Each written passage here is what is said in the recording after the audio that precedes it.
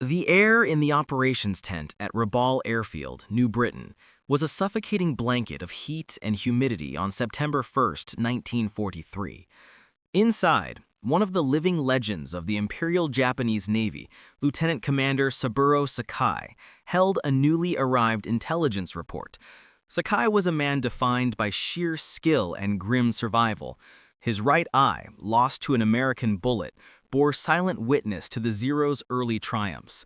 He was expecting news of a formidable new opponent, but as he scanned the data on the F6F Hellcat, his response was not professional worry, but scornful laughter. The intelligence detailed the Hellcat's staggering size and reported that its loaded weight was nearly twice that of his own sleek A6M Zero. To Sakai, the aircraft was a technological joke, heavy as a bomber, wide as a transport, a clumsy expression of the American failure to grasp the necessity of aerial agility. Outside, his Zero sat glistening on the runway, fragile, nimble manifestations of the samurai's spirit in the sky. Why adopt a clumsy truck when you possessed a razor-sharp sword? Sakai and his peers were certain the bloated Hellcat was just another American failure of design. But that laughter, ringing through the humid tent, was one of history's greatest sounds of dramatic irony. What Sakai and his men could not know was that the very specifications they mocked, the weight, the bulk, the over-engineered appearance, represented a fundamental shift in warfare. This failure was in fact an iron declaration of war. In a matter of weeks, that scornful laughter would be silenced by the systematic thunder of a machine designed to survive, designed to climb, and designed to ultimately deliver a 19-to-1 kill ratio that would permanently break the back of Japanese air power. The reckoning was already in the air. To understand the arrogance in Sakai's laughter, you must first comprehend the reign of terror the Mitsubishi A6M Zero had established from the skies over China to the ambush at Pearl Harbor. The Zero redefined aerial combat. It was a machine of such flawless, lethal grace that it felt untouchable. When the war began, Allied pilots flying heavier, slower aircraft like the Hurricane and the P-40 found themselves hopelessly outclassed by a fighter that could outturn them and outclimb them with horrifying ease. The statistics from the first 6 months are not just numbers, they are a monument to Japanese air superiority. Over the Philippines, early engagements saw the Japanese lose just 7 aircraft while destroying 103. At Pearl Harbor, the carrier-borne Zeros contributed to a ratio that resulted in 347 destroyed U.S. planes for only 29 Japanese losses. This was not merely air superiority, it was dominance. The Zero was more than a plane. It was a symbol, a flying incarnation of the Bushido spirit built upon an untouchable philosophy of agility and sacrifice. This unparalleled track record, a mountain of victories built over 2 years, was the justification for every Japanese pilot's confidence. The Zero was not just a fighter, it was the undisputed king of the Pacific skies, and the idea that any heavier, bloated American design could challenge it was simply and justifiably laughable. To appreciate the Zero's dominance is to understand the philosophy of lightness that governed its design. When engineer Jiro Horikoshi drafted the A6M, his directive was simple: prioritize maneuverability and range over everything else. The result was a radical triumph, achieved largely through the revolutionary use of extra super duralumin, a lighter, stronger aluminum alloy. But lightness came at a profound existential cost. For every pound of armor or self-sealing fuel tank the Allies adopted, Horikoshi deliberately removed it. Pilot protection? None. Self-sealing fuel lines? Sacrificed. To save a mere 30 pounds, some Zeros even went into combat without a radio, forcing pilots to communicate using hand signals. It was a commitment to the offensive, a belief that true defense lay in not being hit at all. This design philosophy created a fighter of sublime elegance, leading legendary ace Warrant Officer Hiroyoshi Nishizawa to famously declare, "Flying the Zero is like wearing wings." This insider knowledge, the deep understanding of the Zero's exquisite agility, is what fueled the Japanese arrogance. They believed they had mastered the true science of aerial combat, and that any machine burdened by heavy armor and complex systems was fundamentally primitive. Their certainty was mathematically sound, based on their own rules. They didn't see the Hellcat's weight as a safety measure, they saw it as a declaration of incompetence. The true depth of the Japanese delusion became clear when their intelligence officers compiled the F6F Hellcat's technical sheet in early 1943. The numbers were so extreme they seemed deliberate disinformation. The Hellcat's reported loaded weight was 12,120 pounds, dwarfing the Zero's lightweight 5,800 pounds. This was more than a technical difference, it was an ideological chasm. Why would the Americans sacrifice speed and maneuverability for such needless bulk? This data was received not with alarm, but with a confirmed sense of superiority. Captain Minoru Genda, the brilliant tactical architect behind the Pearl Harbor attack, reviewed the specifications and immediately dismissed the aircraft. To Genda, the Hellcat was merely a continuation of America's failed philosophy of trying to beat skill with machinery. The U.S. Navy was relying on horsepower and armor, a crude, brutish approach that was no match for the subtle artistry of a skilled Zero pilot. This confident dismissal created the most crucial curiosity gap of the entire conflict. The facts, as presented, made the Hellcat's future success seem impossible.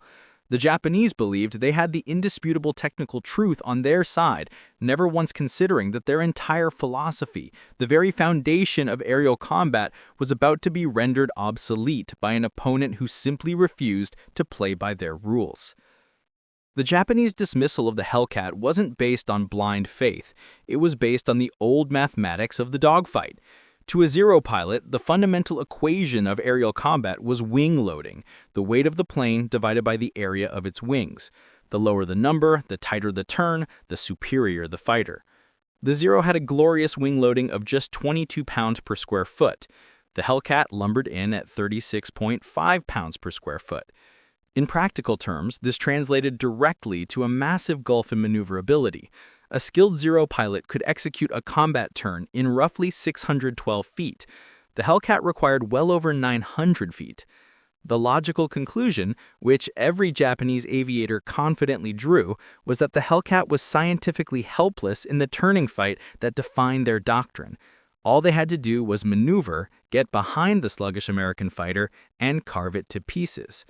This belief, so rational and grounded in 2 years of unchallenged experience, acted as powerful foreshadowing. Their logic was impeccable, yet their fundamental assumption that air combat would always be decided in a tight horizontal turn was fatally flawed. They were about to learn that the new enemy had no intention of engaging in their game. The Americans had introduced a variable they simply didn't account for: vertical speed. The moment of reckoning arrived just under a month later, on September 30, 1943, near Marcus Island. Petty Officer First Class Yoshio Fukui, a seasoned Zero pilot, spotted a flight of the new, heavily advertised F6Fs and immediately engaged with standard Japanese tactics. Fukui banked hard, intending to lure the Americans into the turning dogfight where his lighter, nimbler Zero held a decisive advantage. But the Hellcat pilot did not take the bait. Instead of spiraling down, the American executed an impossible, unprecedented countermove. He went vertical. Fukui watched in stunned silence as the bulky, bloated aircraft hauled its nose straight skyward, climbing with an acceleration that defied the old mathematics. The secret lay beneath the cowling. The Hellcat's Pratt & Whitney R2800 double wasp engine delivered a brutal 2,000 horsepower, a raw, overwhelming force against the Zero's aging 1,130 horsepower engine. That power translated to a phenomenal rate of climb, over 3,500 feet per minute. The Hellcat simply outran the Zero on the vertical axis, leveraging its superior energy state to gain altitude and speed in a realm the Zero could not contest. The American fighter then executed a devastating hammerhead turn, dropping back down onto Fukui's wingman from above. Before Fukui could react, the Hellcat's powerful array of .50 caliber guns opened fire, instantly shattering his wingman into pieces. This was the terrifying revelation. The new rules of air combat had arrived, and they involved a physics that made skill irrelevant. Fukui survived that encounter, but he returned to base in a state of shock and awe, the laughter of his comrades permanently replaced by a visceral, terrifying new understanding. The Hellcat's heavy design, which Japanese pilots openly mocked, was not a weakness. It was a strategic declaration of intent. The weight was not clumsiness, it was protection. Grumman engineers had absorbed the bloody lessons of early 1942. Speed and maneuverability meant nothing if the pilot didn't survive the first hit. The Hellcat was built to endure. This philosophy manifested in layers of defense that simply did not exist on the fragile Zero. The American pilot sat behind a dedicated 212 pounds of armored plate, and the vulnerable oil cooling system was shielded by another 110 pounds of armor. Add to this the thick, bulletproof glass windscreen, and most crucially, self-sealing fuel tanks designed to instantly absorb damage and prevent explosions. When a Zero was hit, it often became a spectacular, lethal fireball. When a Hellcat was hit, it became angry. The Hellcat's weight, once a mockery, was now revealed as the core of its strategic advantage. It allowed the plane to successfully execute a high-speed dive and survive the inevitable return fire, a pass that would have instantly annihilated a Zero. The Japanese were fighting for maneuverability, the Americans were fighting for survival. The Hellcat's bulk guaranteed a pilot could return home and fight again, winning the war of attrition one resilient pound at a time. This simple, shocking disparity in value, a plane designed to protect its pilot versus one designed for expendability, was the true why behind the Zero's sudden obsolescence. The second great shock arrived during the assault on Wake Island on October 5, 1943. Japanese pilots, determined to correct the mistakes of the earlier engagement, climbed high and dove from a position of every advantage, exactly as doctrine dictated. But once again, the Hellcats refused to play the Zero's game. Instead of yielding altitude, the Americans used their sheer engine power to turn the vertical dimension into an altitude trap. The key was the Hellcat's two-stage supercharger, which continued to feed the massive Pratt & Whitney engine at high altitude. While the Zero's performance choked down to about 900 horsepower at 25,000 feet, the Hellcat was still generating a lethal 1,650 horsepower. The result was the establishment of an aerial slaughterhouse.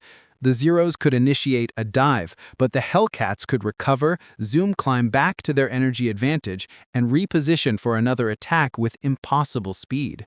Lieutenant Yoshio Shiga, who flew in the defensive wake, recalled with horrifying clarity, "They came down on us like hawks on sparrows. Their weight gave them speed we couldn't match." The outcome was a brutal demonstration of inevitability. When the smoke cleared, 8 Zeros were lost for the cost of 0 Hellcats. The bulky American fighter wasn't merely surviving, it was dictating the terms of engagement and using the vertical space, the very gravity the Japanese had mocked, as an executioner's drop.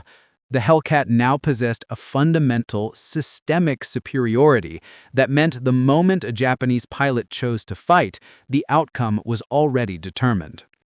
The devastating losses at Marcus and Wake forced a few clear-headed Japanese commanders like veteran Lieutenant Commander Tao Tanimizu to grasp the terrifying new reality. In hurried briefings, he was forced to deliver a single brutal command to his air group: forget everything you know about air combat. The Zero's defining quality, its phenomenal turning radius, was now identified as a deadly trap, and its pilots were told never to engage in a horizontal dogfight again. Tanimizu was defining the Americans' new doctrine: energy fighting. This concept, which the Hellcat was perfectly designed to execute, was simple but catastrophic for the Zero. Hellcat pilots were taught to maintain their speed and altitude, their potential energy, and convert that energy into crushing speed, kinetic energy, in brief, slashing attacks. They would dive on a target, fire a devastating burst, and immediately use their powerful engine to zoom climb back to altitude, refusing to slow down or turn. This tactic was engineered specifically to negate the Zero's maneuverability. The Hellcat didn't need to turn better, it just needed to fly faster and higher.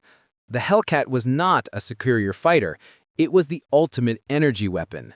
By providing this key tactical lesson, we gain an authoritative understanding of the conflict. The Zero was superior at one type of fight, but the Hellcat had simply forced the war into a different, unwinnable dimension. The Hellcat's arrival exposed a deeper, more profound gulf than just horsepower. It exposed a clash of civilizations and their philosophies of war. Lieutenant Commander Tao Tanamizu's tactical briefing included an explanation of the American combat system, detailing how U.S. Navy pilots used their radios, a piece of equipment the Japanese had frequently discarded to save weight. This was no luxury item for the Americans. It was the nervous system of a coordinated attack. Tanamizu explained the devastating high-low weave attack. They never fly alone. While you engage one American in a turn, the other is already using his radio to dive on you from above. The Japanese pilots, steeped in the cultural ideal of the individual warrior, were trained to fly as individual samurai, relying on personal skill and honor to win the duel. In contrast, the Americans were trained to fight as a machine, an integrated, coordinated unit where the success of the whole mattered more than the glory of the individual. This cultural clash became a death sentence for the Japanese. The Bushido Code made refusing combat, even when disadvantaged, unthinkable. Zero pilots, incapable of adapting to the Hellcat's energy tactics and unsupported by coordinated fire, were being systematically picked apart by a superior system. The Americans' clumsy team approach proved devastatingly effective against the Japanese artisans. The battle was no longer between two skilled pilots. It was between an agile yet expendable individual and a heavy, protected, and perfectly coordinated killing machine. The Hellcat's overwhelming advantage was not just its ability to climb, but its ability to annihilate upon arrival. This brutal effectiveness stemmed from a shocking mathematical reality: the firepower chasm between the two aircraft. The Zero was typically armed with two 7.7mm machine guns and two 20mm cannons. The Hellcat, by contrast, carried an uncompromising armament of 6 M2 Browning .50 caliber machine guns. This was not a slight difference, it was a devastating disparity in lethality. The Hellcat's 6 guns could deliver a combined fire rate of over 4,500 rounds per minute. More importantly, the American .50 caliber round delivered an impact energy of approximately 3,500 foot-pounds per bullet. The Japanese 7.7mm round, a rifle caliber weapon, produced only about 750 foot-pounds of energy. This means the Hellcat's total burst weight and energy delivery was unprecedented. The result? Hellcat aggregates could fire shorter, more economical bursts with a catastrophic effect on the Zero's fragile airframe. A few hits from the heavy .50 caliber guns would shred the Zero's unarmored fuselage and cause immediate, often explosive disintegration. The Zero was simply not designed to absorb that level of punishment. This objective, quantified difference, the hard data of kinetic energy, provided the most undeniable reason for the Hellcat's success. It was not just better, it was immeasurably deadlier. The technological asymmetry extended into a realm the Japanese pilots couldn't even perceive: shipboard, radar-guided fighter direction. While the Zero pilots relied solely on their own eyesight, the Hellcats were an extension of a vast integrated network. American carrier controllers viewing blips on a radar screen could vector Hellcat pilots to their targets from over 50 miles away, giving the Americans perfect altitude, speed, and positional advantage long before the Japanese realized they were being stalked. This was the introduction of a terrifying new form of air combat. The Japanese would be flying into a hostile, invisible ambush. Lieutenant Sadamu Kumachi, a Zero survivor of a raid in 1944, perfectly articulated the resulting terror and helplessness. No warning, no visual contact. We were blind men fighting those who could see in the dark. This asymmetric advantage intensified the sense of inevitable doom. The Japanese were not just fighting a faster, more protected plane, they were fighting a superior sensor system. The technological gulf ensured that every American pilot, even those less experienced, was instantly put into a position of overwhelming advantage. The Hellcat hadn't just changed the rules of physics, it had fundamentally altered the rules of detection, making every Zero flight a high-stakes, blind venture into enemy territory. The devastating consequences of the Zero's early losses quickly shifted the conflict from one of machinery to one of human tragedy. Before the war, Japan's naval air arm was a small elite corps. Their training program was rigorous, taking 3 years and over 700 flight hours to produce a single, highly refined pilot. These veterans were the samurai Saburo Sakai embodied, but they were utterly irreplaceable. By 1944, the Hellcat's relentless and unforgiving combat had decimated this irreplaceable cadre. The Japanese attempted to rush replacements to the front, but the new pilots arrived with often less than 300 total hours, many having trained in gliders due to chronic fuel shortages. They lacked combat experience, gunnery skills, and critically, any knowledge of the high-speed energy tactics that could keep them alive. In stark contrast, American pilots, though also facing heavy losses, were constantly funneled into the fight with a minimum of 300 hours, fully trained in the new energy fighting doctrine, having fired thousands of practice rounds and enjoying the luxury of training over safe airfields. The Hellcat hadn't just destroyed the Zero, it had created a terminal pilot deficit. The strategic cost of the Zero's fragile design meant that while the Americans replaced planes and pilots, the Japanese were simply feeding inadequately trained boys into an unwinnable systemic slaughter. The catastrophic loss rate meant that the Japanese Naval Air Service could no longer afford the luxury of proper training. The reality on the ground became one of profound, heartbreaking cruelty. As one training officer, Yoshihiro Hashimoto, bitterly noted, "We are sending children to fight professionals." This was not an exaggeration. It was a simple statement of fact. These rushed recruits were often thrust into combat with barely 100 hours in the air. Consider the brutal, short career of Ensign Yamamoto. He was a fresh recruit who was sent to the front with so little training that he had never even fired his guns in flight. The Zero was so scarce, ammunition could not be spared for practice. His first and only mission ended almost immediately. Yamamoto lasted 7 minutes in his first combat before being shot down. This single brutal microstory drives home the devastating emotional impact of the Hellcat's systemic dominance. The Americans were replacing their losses with better trained pilots flying more forgiving planes, while the Japanese were replacing their aces with green youth, flying fragile Zeros and paying the price for their earlier laughter with their lives. The cost of the Zero's early success was now being collected in the blood of its most vulnerable pilots. The systematic destruction culminated in the definitive naval engagement of the Pacific War, the Battle of the Philippine Sea, fought on June 19, 1944. This was the moment the Hellcat's dominance was no longer a matter of anecdote, but of irrefutable strategic fact. The Americans amassed Task Force 58, a colossal armada carrying 956 aircraft, including over 450 Hellcats. Against them, the Japanese mustered only about 450 aircraft, many flown by the same green-rushed pilots. The entire battle became an exercise in American technological synergy. Guided by the shipboard radar system, Hellcat pilots were perfectly vectored into position, forming a colossal defensive formation that U.S. Navy aviators later described as a steel curtain. They were stacked from 20,000 to 30,000 feet, enjoying an overwhelming energy advantage. The Hellcats unleashed their doctrine of energy fighting: high speed, high side runs, shoot one down, and then immediately zoom climb back to altitude, always refusing to engage in a turning fight. The result was an aerial bloodbath of staggering proportions. In just a few hours, the Japanese lost 346 carrier aircraft and hundreds of irreplaceable pilots. American losses amounted to only 30 aircraft.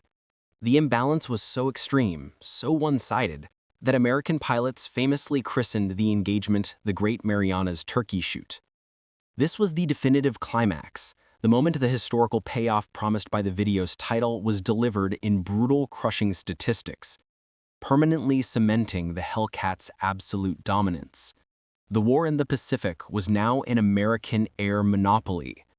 The Hellcat's systemic superiority did not eliminate the role of the individual ace.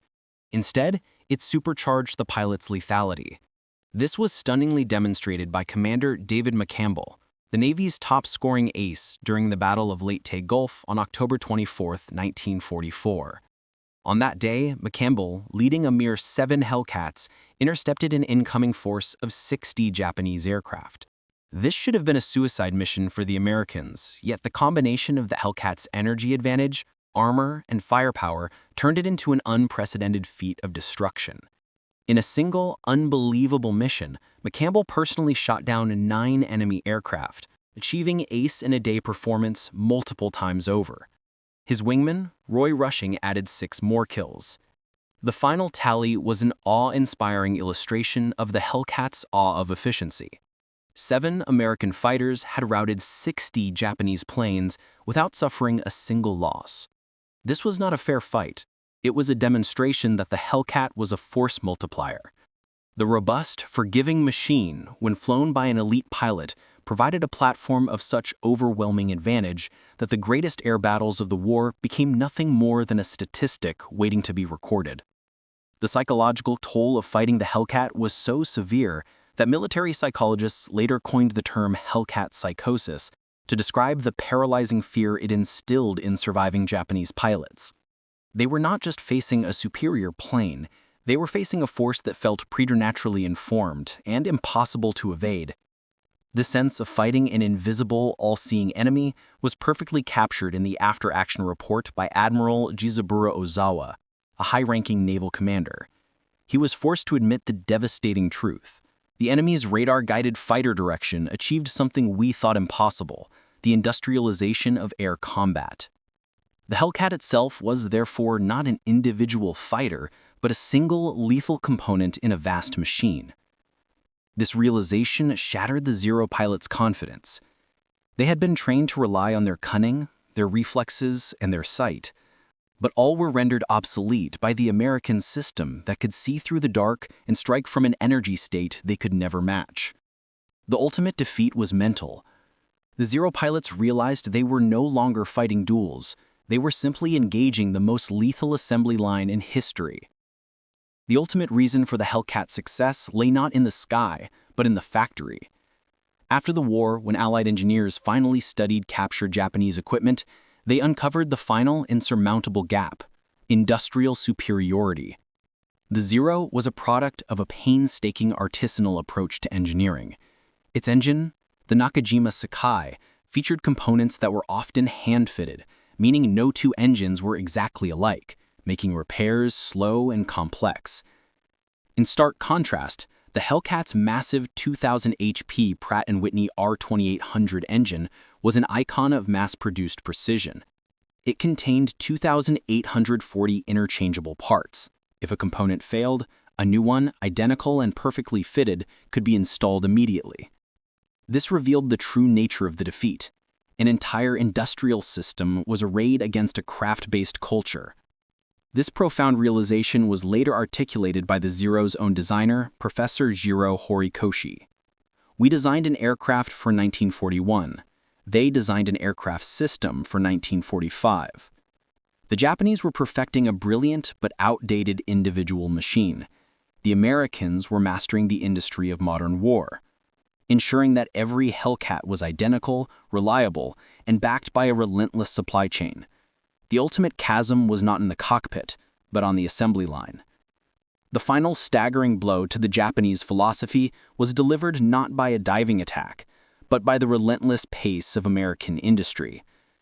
The Hellcat was ultimately revealed to be an unparalleled production weapon. Grumman, the manufacturer, was nicknamed the Ironworks for a reason. At its peak capacity, A new F6F Hellcat rolled off the assembly line and was ready for service every single 60 minutes. This was a mind-boggling metric of industrial might that the Japanese simply could not fathom.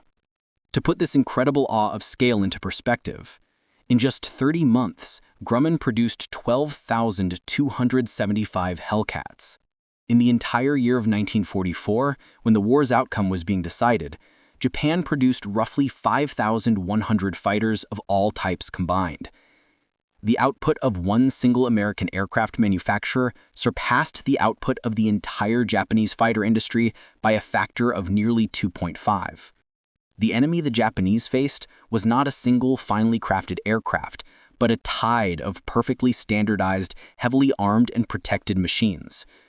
The production system itself was the ultimate weapon, a strategic force of gravity that dragged the Zero into an unwinnable war of attrition. The Hellcat's volume guaranteed that for every veteran Japanese pilot lost, 3 freshly trained American pilots flying fully operational aircraft would arrive to take his place. The narrative of the F6F Hellcat's dominance fittingly comes full circle by returning to the man who began the story with a laugh, Lieutenant Commander Saburo Sakai. Despite his early mockery, Sakai survived the war, and his later reflections provide the ultimate sober testimony to the Zero's comprehensive defeat. Sakai's own terrifying encounter with the mature Hellcat in 1944 provided a decisive personal lesson. He deployed his most intricate, daring aerobatics, the very maneuvers that had won him every previous duel, but for no avail. He recalled with chilling clarity, the Hellcat followed easily, almost casually. It was a master sparring with a student, able to dictate the pace and altitude at will. Sakai realized that the battle was no longer a question of skill, but of pure physics and technological advantage.